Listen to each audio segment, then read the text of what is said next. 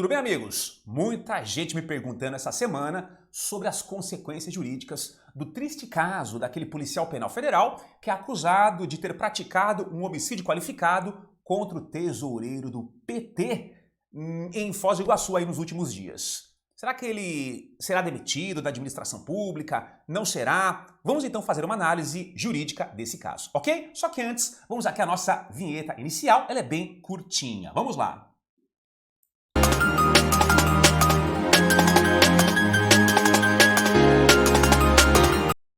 Me chamo Leonardo Torres, sou advogado e professor e sócio fundador aqui da Secassi Torres, advocacia especializada em concursos públicos e também em servidores públicos. Se gostarem do vídeo, dê um like e também se inscrevam em nosso canal do YouTube e também se inscrevam em nossas outras redes sociais, Facebook, Instagram, cujos endereços constarão no finalzinho desse vídeo. Vamos lá então, amigos e amigas que seguem aqui o canal, ou para você que não segue, mas seguirá também, vamos aqui fazer uma análise jurídica desse triste caso do policial penal federal que é acusado aí de praticar um homicídio qualificado contra o tesoureiro do PT nos últimos dias lá em Foz do Iguaçu, Paraná. Primeiro ponto, servidores federais são regidos pelo Estatuto dos Servidores Públicos Civis Federais, que é a Lei 8.112 de 90. E lá no artigo 121, essa lei estabelece que o servidor responde civil, volta pra cá, servidor responde civil, penal e administrativamente pelo exercício de suas atribuições. Ou seja, quando o servidor público exerce o cargo de forma irregular, de forma indevida, isso pode repercutir na esfera criminal, na esfera civil e também na esfera administrativa. Esfera criminal, crimes que ele praticar exercendo o cargo em razão dele. Esfera civil, eventuais danos que ele provoque ao Estado ou a terceiros. E na esfera administrativa, eventuais infrações disciplinares que ele praticar exercendo o cargo em razão dele. Dá um exemplo lúdico. Um policial rodoviário federal, tá? Numa operação de rotina, ele solicita uma vantagem indevida para não atuar e não autuar o motorista infrator. Opa, amigão, aqui tudo irregular, documentação vencida. Faça o seguinte, ó, me dê aí R$100 que eu libero você. Pergunta, essa conduta do servidor federal, ela repercute na esfera criminal? É um crime contra a administração pública? Lógico, corrupção passiva, artigo 317 do Código Penal, estará sujeito a uma pena de reclusão de 2 a 12 anos e multa. Esfera civil, ele provocou danos à União? Provocou, gente. Essa omissão dele, com essa omissão, ele deixou de recolher uma multa que iria para os cofres públicos federais. Ele será condenado judicialmente a indenizar o erário, a indenizar a União. Esfera criminal, pena de prisão, crime contra a administração pública. Esfera civil, dever de indenizar a União. Na esfera administrativa, isso tem repercussão? Tem. A própria PRF instaurará um PAD, que é um processo administrativo disciplinar, e ele será demitido, ok? Mais uma pergunta.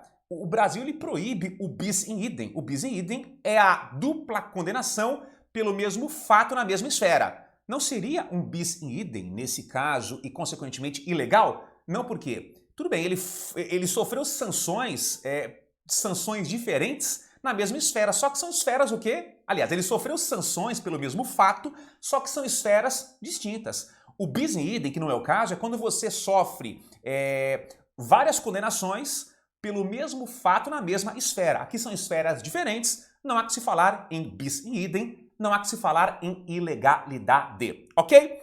Muito bem. Voltando para o caso, para o triste caso aí do policial penal, que foi acusado de praticar um homicídio qualificado contra o tesoureiro do PT em Foz do Iguaçu. Vamos lá, gente, vamos lá. A primeira questão é a seguinte, a grande dúvida dos colegas. Ele será necessariamente demitido do serviço público federal? Dá um pause aí. Responsabilidade criminal, talvez seja condenado em sede de ação penal pelo crime de homicídio qualificado. E a pena, gente, do homicídio qualificado, a pena alta aqui, ó, reclusão de 12 a 30 anos. Perfeito. Então, esfera criminal, reclusão, pena mínima 12, no máximo 30 anos. Ok. Esfera civil, com essa conduta, se for comprovada, ele provocou danos aos familiares, danos morais indiretos, quando a morte abala pessoas vivas. Então, os familiares eles podem pleitear do servidor uma indenização. Perfeito. E na esfera administrativa, essa é a grande dúvida. Será que o Departamento Penitenciário Nacional obrigatoriamente deve demiti-lo? Olha que interessante, ó. O artigo 132 da Lei 8.112 de 90, ele traz o quê? Os casos que ensejarão a demissão de servidores federais. E um deles consta onde? No inciso 1º, tá aqui, gente, ó. A demissão de servidores federais será aplicada nos seguintes casos. Inciso 1, crimes contra a administração pública. Então, se o servidor for condenado por um crime contra a administração pública, necessariamente, ele será demitido. Colegas, crimes contra a administração pública previstos onde? No artigo 312 e seguintes do Código Penal. Corrupção passiva, peculato, dentre outros crimes. Só que a grande questão nesse caso é o seguinte: o crime pelo qual ele é acusado não é um crime contra a administração pública, é um crime contra a vida, homicídio qualificado. Então espera um pouquinho. Já que não é um crime contra a administração pública, ele não será demitido? Não é bem assim. Quando o servidor público é condenado por crimes que não são contra a administração pública, nesse caso, nós iremos aplicar o quê? O artigo 92 do Código Penal. O artigo 92 do Código Penal, ele traz o quê? Efeitos da condenação. E um dos efeitos da condenação é o quê? É a perda do cargo público pelo servidor. Só que nas situações do Código Penal, a demissão não é automática. Dependerá de uma determinação judicial na sentença. Então calma, professor. Calma lá, doutor. Condenação por um crime contra a administração pública, efeito obrigatório, a demissão do servidor, que não foi o caso lá do policial penal. Agora, condenação por crimes que não são contra a administração pública, ele também poderá perder o cargo público, só que isso não é automático não, dependerá de uma determinação judicial na sentença. Então venha comigo aqui, ó. Artigo 92. São também efeitos da condenação. Inciso 1. A perda do cargo, função pública ou mandato eletivo. A linha A. Quando aplicada a pena de prisão por tempo igual ou superior a 1 ano, nos crimes praticados com abuso de poder ou por abuso de poder ou violação de dever para com a administração pública. Espera um pouquinho. Condenação por um crime comum, pena de prisão que supere igual ou superior a 1 ano.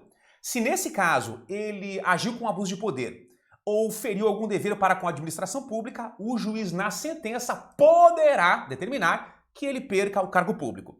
E quando for aplicada uma pena privativa de liberdade por tempo superior a 4 anos nos demais casos. Então, crime comum, por mais que o servidor não tenha agido com abuso de poder, ou por mais que não tenha ferido deveres para com a administração pública, se ele for condenado a uma pena de prisão que supere 4 anos, o juiz na sentença também poderá determinar que ele perca o cargo público. Nesses casos aqui do Código Penal, eu insisto, a demissão ela não é automática. É fundamental que o magistrado ele entenda que essa condenação, ela, por exemplo, desabona o servidor, ou seja, ele não poderia mais continuar exercendo o cargo público, e determine na sentença que ele perca o cargo público, que é o caso aí do policial penal, enfim, acusado de homicídio qualificado contra o tesoureiro do PT. A demissão, ela não é automática, demandará uma decisão judicial, né? Uma decisão na sentença, lógico, sempre motivada.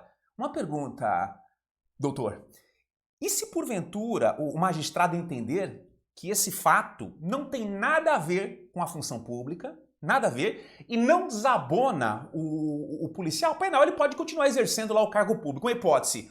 Como que ele faz para cumprir a pena? Olha que interessante. A Lei 8.112, ela prevê que existe um afastamento, um tipo de licença, para que o servidor ele cumpra uma prisão cautelar, uma prisão preventiva, uma prisão temporária, e também ele pode se afastar para cumprir a pena no caso de condenação. Quando acabar a pena, ele pode voltar a exercer o cargo público. Lógico, na hipótese em que a condenação criminal ela não ensejar a perda do cargo. Ok?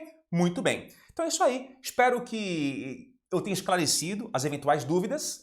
Um forte abraço para vocês, bons estudos e não se esqueçam que os nossos endereços e nossas redes sociais constarão aqui nessa vinheta final. Forte abraço e até a próxima. Obrigado.